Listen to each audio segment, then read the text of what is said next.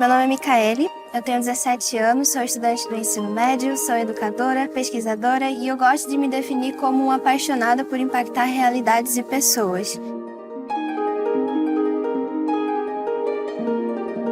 A minha história no ativismo ela começa quando eu percebo que eu era uma das únicas meninas premiada em uma Olimpíada de Ciências, na Olimpíada de Astronomia, e por mais que eu tivesse obtido esse reconhecimento individual, a falta de representatividade, de ver mais meninas ganhando prêmios em Olimpíadas de Exatas me incomodou e foi isso que me deu o impulso para começar a dar aulas para meninas de astronomia. Então, desde os meus 14 anos, eu tento trabalhar todos os dias para mudar essa realidade de alguma forma e eu faço isso através de aulas focadas para meninas, de todo o Brasil, do ensino fundamental até o início da graduação.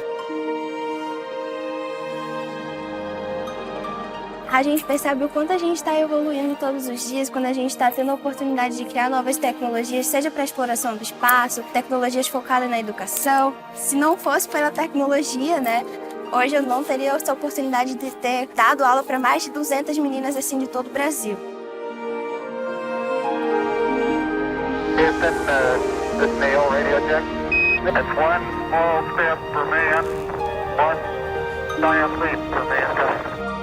Been described as a mini rocket on top of a rocket. Capsule, meanwhile, jettisoned the trunk compartment and started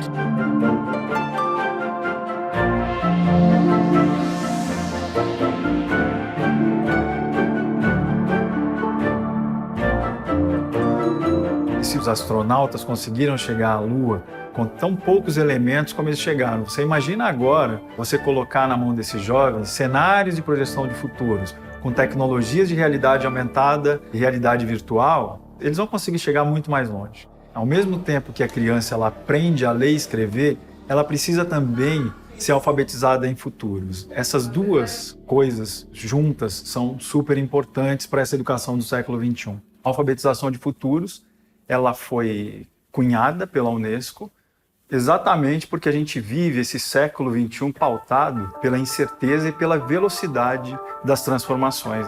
Ela serve para você se antecipar à mudança. Você tem que olhar para a sociedade, para a política, para a economia, para a ecologia e tecnologia. Aí chega uma hora que você identifica os 3 P's de futuro, que é o possível, o provável e o preferível. Por isso a gente fala em futuros. O que a gente quer é uma transformação de modelo mental.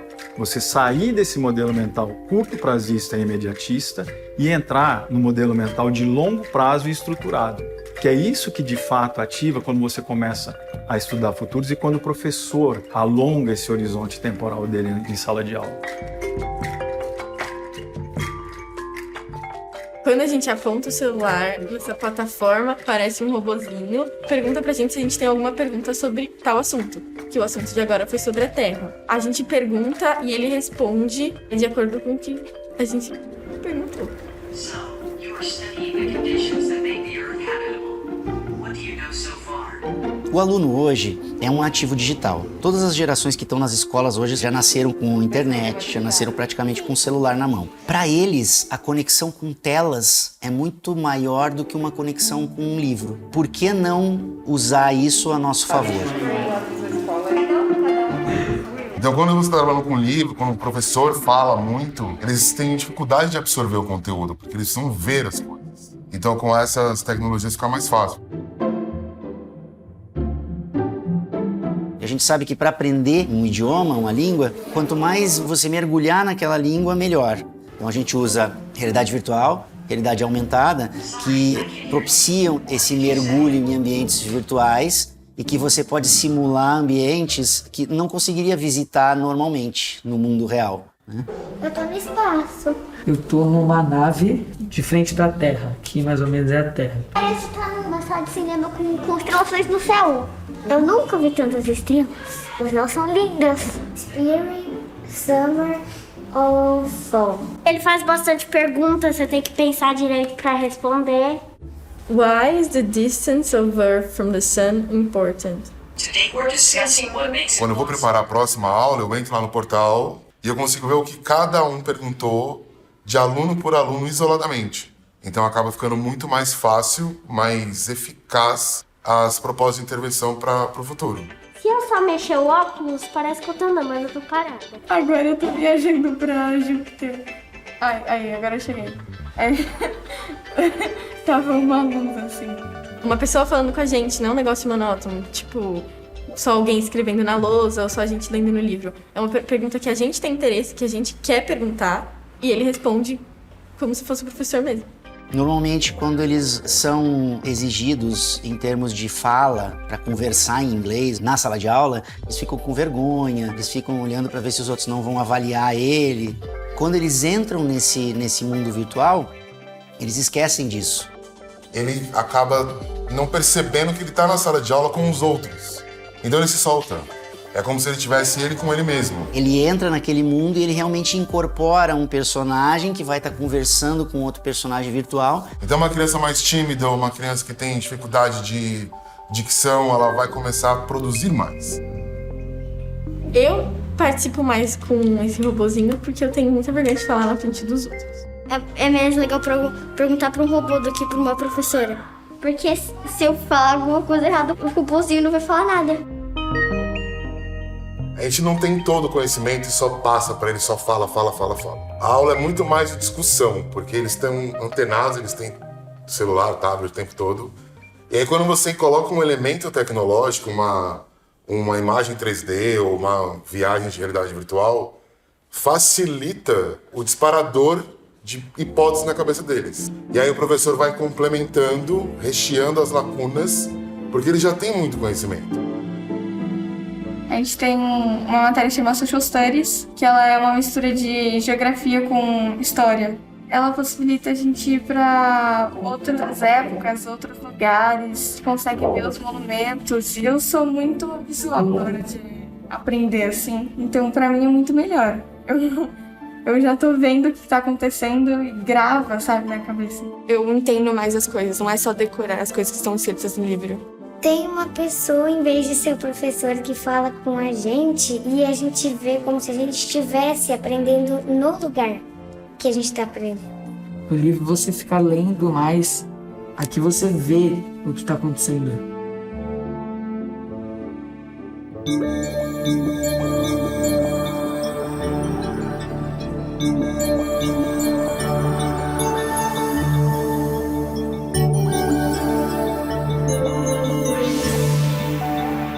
Da minha geração, eu diria que tem vários líderes jovens e pessoas que são inspiradoras. Mas uma das histórias eu acho interessante é a da história do Mark Zuckerberg, que é um estudante de colegial que começou um projeto e tornou uma das maiores empresas de comunicação, de mídia social que tem no mundo. Eu sei que o Facebook tem alguns problemas de segurança, mas, sinceramente, eu acho a história extremamente fascinante.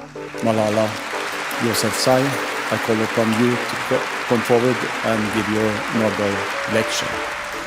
Eu acho que a Malala é uma inspiração não só para mim, mas para as outras mulheres também, que entendem um pouquinho dessa importância da educação para meninas, entender toda a história de vida dela e me fez fazer o primeiro projeto na minha cidade focado nessa questão de aulas somente para meninas. Entire ecosystems are collapsing. We are in the beginning of a mass extinction, and all you can talk about is money and fairy tales of eternal economic growth. How dare you!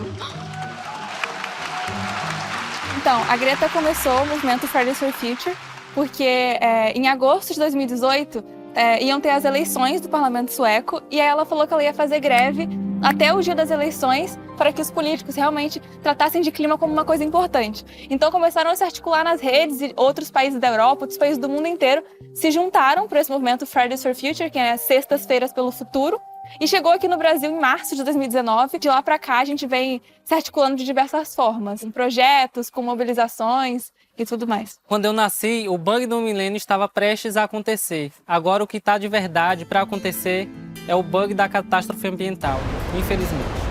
Mariana, Minas Gerais, 5 de novembro de 2015. Uma barragem de mineração estourada e 68 bilhões de litros de lama e rejeitos relevo abaixo. Olha isso, ó, gente. Esse maldito óleo que chegou na nossa área é um produto tóxico. O chão tremia. Eu achei que o mundo estava acabando. Jamais que eu ia imaginar que era aquela barragem que tinha estourado. está tratando de um problema global, mas não são todas as pessoas que vão ser afetadas da mesma forma. Tanto que aqui no Brasil a gente já tem catástrofes, a gente tem deslizamentos, a gente teve Mariana, Brumadinho, o litoral brasileiro cheio de petróleo. Enfim, a boiada na Amazônia, né? Tipo, é isso que está acontecendo agora, na nossa frente. O que tá errado é que eles ensinam a gente como se fosse tipo uma teoria que vai só ficar na prova, que são só questões que a gente tem que... eu tenho que aprender isso para passar no Enem e ser alguém na vida com uma outra profissão. Não, o que eu tô aprendendo na escola hoje, eu já posso levar para fora da sala de aula. Eu já posso ser um agente transformador. Então, quando eu saio da sala de aula, eu vou fazer o quê? Eu vou jogar um lixo no chão? Isso a escola deveria, tipo, ensinar, né? Então a gente passa 10, 15 anos na escola, com outras pessoas tomando as nossas decisões, abre na página tal, e aí a gente chega nos 18 e falam, agora escolhe aí, mas cuidado, essa decisão é importante, decida a sua carreira. Depois de 15 anos sem aprender ou desaprendendo a tomar decisão, querem que a gente chegue e tome decisões. Então, acho que o processo é justamente trazer uma cultura de liberdade para dentro da sala de aula para poder fazer com que o indivíduo lide com um currículo que é baseado na liberdade, nos próprios interesses, para que, assim, ele consiga interagir nesse universo de complexidades que o século XXI pede. Começando, jogar. Sim, não ou talvez. Vamos lá. Você trocaria seus olhos por próteses com visão de raio-x? Eu não trocaria, mas a minha pergunta é, você aceita embarcar para Marte hoje à noite, sabendo que a viagem de ida dura 1 ano? Você seria um bom modelo para definir a personalidade dos robôs do futuro? Medo. Talvez. Você toparia congelar seu corpo em laboratório para acordar daqui 100 anos? Eu gosto dessas teorias. Não mesmo. O que vocês acham de humanos criados em laboratórios? Você acha assustado? Eu acho assustador. Eu acho diferente, isso com certeza eu acho. Mas eu acho que a gente vai chegar lá, né, um dia.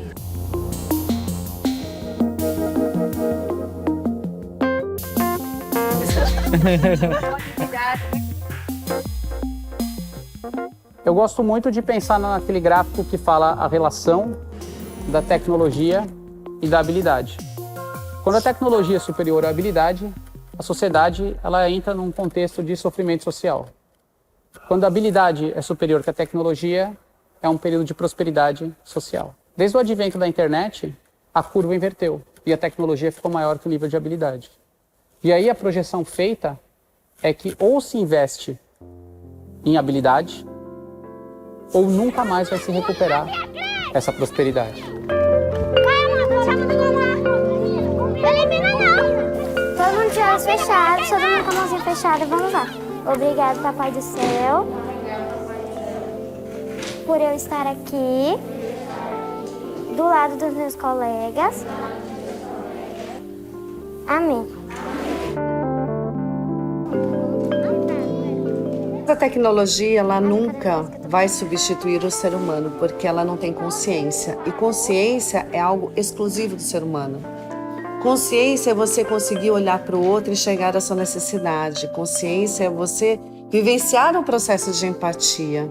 Veja, por exemplo, a menina no interior do Maranhão, que no momento de pandemia enxergou a necessidade de ajudar os seus colegas, uma menina de 12 anos, a continuar estudando, a não fazer com que eles não perdessem aquele ano escolar. Todo mundo abre o caderno e faz cabeçalho. Ela se organizou com o conhecimento que ela tinha, com a boa vontade que ela tinha para poder ajudar aquela garotada. E ela, ao mesmo tempo, usou a tecnologia para que toda essa história fosse compartilhada com o mundo e outras pessoas viessem a se engajar na sua causa. O vídeo de hoje está sendo gravado na cidade de Coelho Neto, que fica no Maranhão. Queria falar com a professora Érica. Sou eu mesma. Ah, você é a professora Érica. Toda criança tem o direito de brincar. E mesmo você tendo papel assim, de adulto, como minha mãe fala, Érica, não deixe, minha filha. Nunca você vai deixar de ser criança.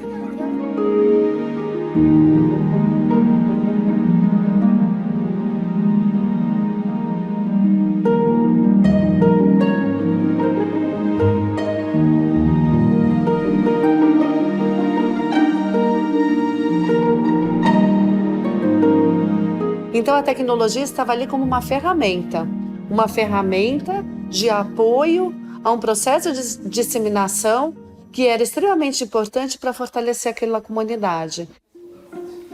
Duda, pode elogiar o Eduardo? Sim, a escola estava parada, eu resolvi juntar todo mundo. Eu falei, eu vou juntar essas crianças. Eu chegava numa porta, muitas vezes eu era recebida de braço aberto. Mas muitas vezes a porta já batia na minha cara sem nem mesmo escutar. Todo mundo presta muita atenção na história, que depois eu vou fazer perguntas. Só que aí eu dizia, não vou desistir não é porque 1, 2, 3 mil portas vão fechar pra mim que eu vou desistir de crianças por aí que estão precisando. Fui com a minha irmã, boa tarde, eu sou a Elza, essa minha irmã era, que ela montou uma escolinha, uma brincadeira. Silêncio! E ela pedia e tal, com jeitinho, e as pessoas deixavam. A minha mãe, minha irmã e a gente procurava coisas recicláveis, tipo caderno, lápis, tudo. Tábuas eram mesas, banquinhos eram cadeiras. E muitas mães falavam, eu não sou muito boa de condição, Érica, mas eu vou tentar, quando sair o dinheiro, tal dinheiro, eu vou tentar te ajudar para comprar ventiladores para as crianças. E algumas outras mães foram tentando. E a gente conseguiu, né? E como todo mundo sabe, nós temos um cronograma. Vamos ao nosso elogio do dia. Todo mundo elogia o seu coleguinha. Não é difícil, vamos? Tá muito bonito. Obrigada. Elogio o colega. Eu acho que o elogio, ele mostra que a pessoa tem educação e respeito pelo outro, que gosta do próximo e pode perceber diferenças. Menina usou uma mágica para criar um penteado incrível com pérolas. Muitas das meninas aqui têm talentos para danças, coreografias, músicas, tem muitos talentos para desenho. E o Paulo é uma calculadora viva. Ele é ótimo em matemática, ótimo. Às vezes é preciso ter um pulso bem firme, principalmente com aqueles menores, mas dá certo. Só que infelizmente, só um minuto, Vanderleia. Foi para a segunda-feira, jovem sereno. Eu aprendi várias coisas. No primeiro eu tinha dificuldade de matemática, agora já sei mais. A escola ensinou. Tinha leitura, a fotografia. Tem alguém aqui chateado? Só pra você saber. Porque desse Eu jeito penso nós nas não outras podemos. crianças, penso como seria se todo mundo tivesse as mesmas oportunidades, tivesse as mesmas condições. Eu acho que o meu talento mesmo, não sei, acho que ajudar as pessoas. Meu talento mesmo é ser professora. Como é, crianças? Mesmo aquela que a gente já falou sobre ser amigo, é o quê? Ser amigo, somar, multiplicar, dividir, diminuir. Nosso time vai ganhar! Primeiro tem que se organizar, estudar muito, ter muito controle, pra depois a gente poder ter sucesso na vida. Pega essa bolsa, menina! Uma aula! Foca no jogo!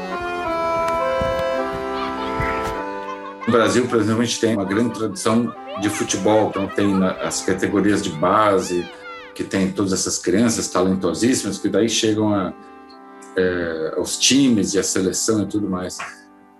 Agora, imagine se no Brasil a gente tivesse o equivalente na ciência, na matemática. Imagine se a gente tivesse milhões e milhões de crianças pensando novas soluções, com espaço para implementar essas soluções, atuando civicamente, politicamente, nas suas comunidades e tudo mais. Do mesmo jeito que a gente pode ser o melhor em futebol, a gente pode ser o melhor também em criar soluções para os grandes problemas que afligem a sociedade brasileira, criar uma sociedade mais justa, e isso tem que começar na educação. Está amanhecendo em algum lugar do planeta agora. Cada amanhecer é sempre igual e sempre diferente. O amanhecer é sempre o espaço para mudança e reflexão. Saber a importância da ancestralidade é saber a importância do futuro. A gente chama muito pela força da terra, né? Fala da força que ela tem, da cura que ela nos dá. E é uma oração muito sagrada para a gente que diz assim: Cana patashi petoim, baixo che arna pocanharé. Arna petoim purrui, arna petoim aquan. Arna petoim saraja biharé. Carrabiche siratã, carrabiche siratã. Carrabiche siratã, jarrauim, piapoiuim, quimayum. Auíri. Ai, que bonito.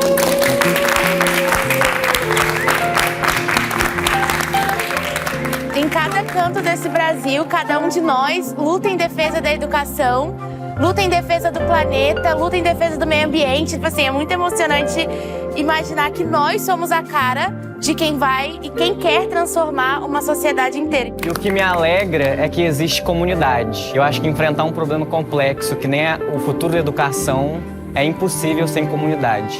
Tudo que a gente viu aqui, todos esses problemas, a gente deu a mão e a gente vai fazer o presente e o futuro juntos, conectados e transformando tudo que a gente tem ao nosso alcance. Que a gente tenha mais responsabilidade daqui de levar as nossas ações, as nossas ideologias no que a gente acredita, que a gente possa se fortalecer enquanto juventude, enquanto pessoas capazes de mudar esse país. Presente pelo futuro! Presente pelo futuro!